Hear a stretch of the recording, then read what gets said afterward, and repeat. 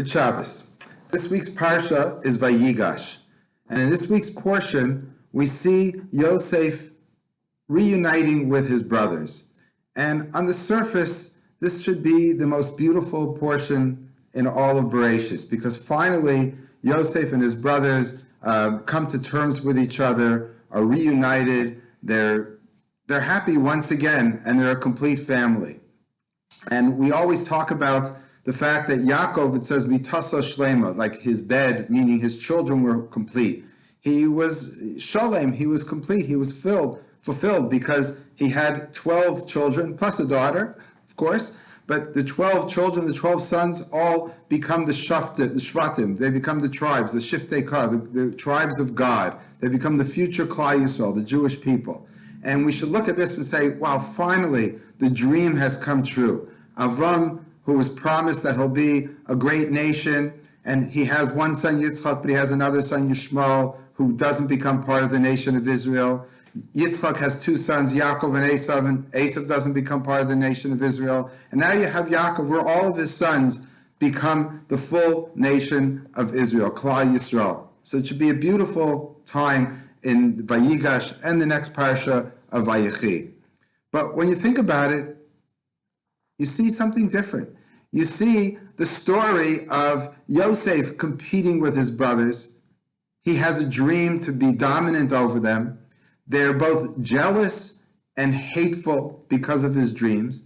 They try to kill him. And then they say, well, instead we'll sell him as a slave. They don't recognize him. When he sees them, he manipulates them and trying to seem to get back at what they did and making sure they learn their lesson. He puts them through somewhat of a torture, plus Yaakov, his father, he puts through somewhat of a torture before he finally reveals himself to Yaakov. And even at the end, in the next week's portion, when Yaakov dies, what happens? The brothers are saying, oh, maybe Yosef is going to take revenge. And Yosef says, no, I'm not going to. Of course, it comes from God. But you get a sense that at the end of the portion, at the end of this whole story, there's still tension between these brothers. It's not, wow, let's live happily ever after. And the question is, why, in our tradition, do we look at it as if now we live happily ever after? And I think the answer is somewhat simple. And it's something that, again, I'd like to say this with the memory of my father in mind. My father was somebody who always was looking for shalom. He was always looking for peace.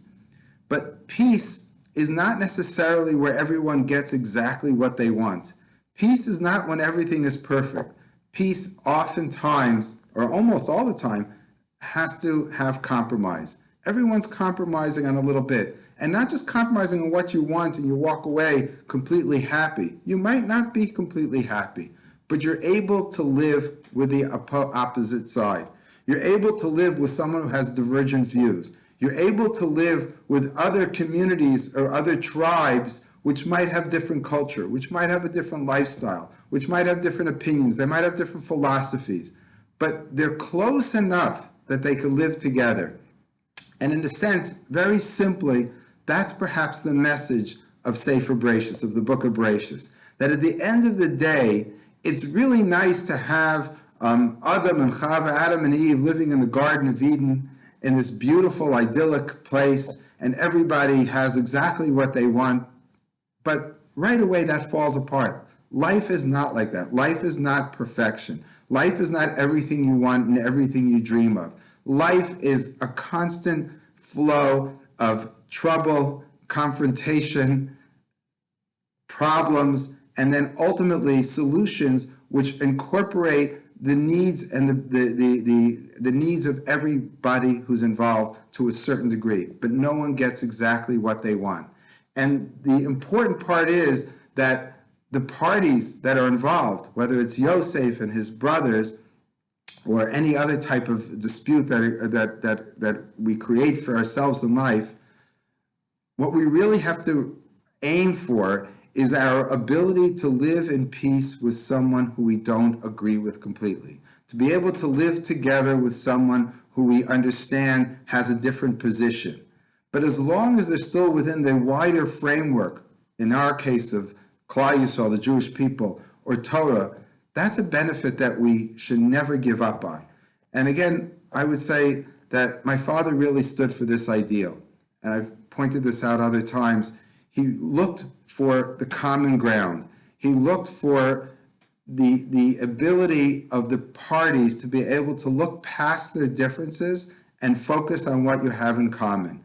And that's what real shleimus is. That's what real completeness is, to be perfect. It's not perfection in the sense that everything is 100% exactly as it should be. It's the ability to live together. It's the ability to compromise. It's the ability to understand that another person has a different perspective and has a different opinion, and we have to value that, and we have to live with that. And if we're able to live with that, even though at one point you might have come to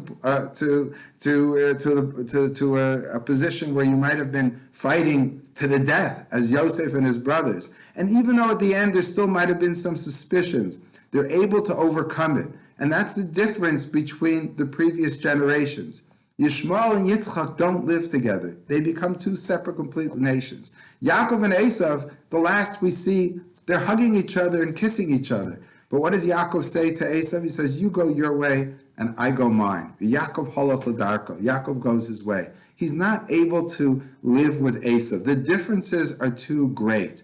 We have to be able to make sure that the differences that exist between different parties, different tribes, different communities, different family members are not great enough that we create a division which cannot be healed.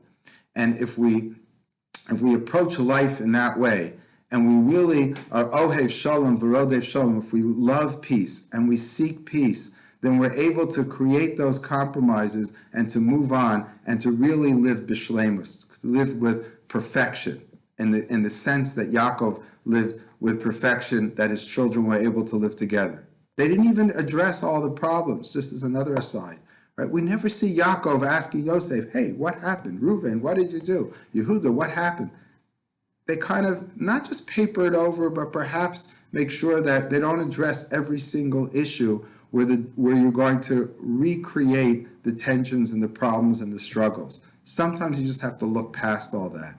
And that will be the schus, the merit that we have in doing that will allow us to not just to be able to live with someone in a situation where we're really unhappy, but rather we realize that we could be happy living in that type of condition. And therefore, that's a message that I learned from my father and from my mother. We were able to live together, and in our own family, siblings have different approaches, different lifestyles, move in different directions. But ultimately, we all have to realize that we're united and we really have at least a broader goal in common. Good Shabbos.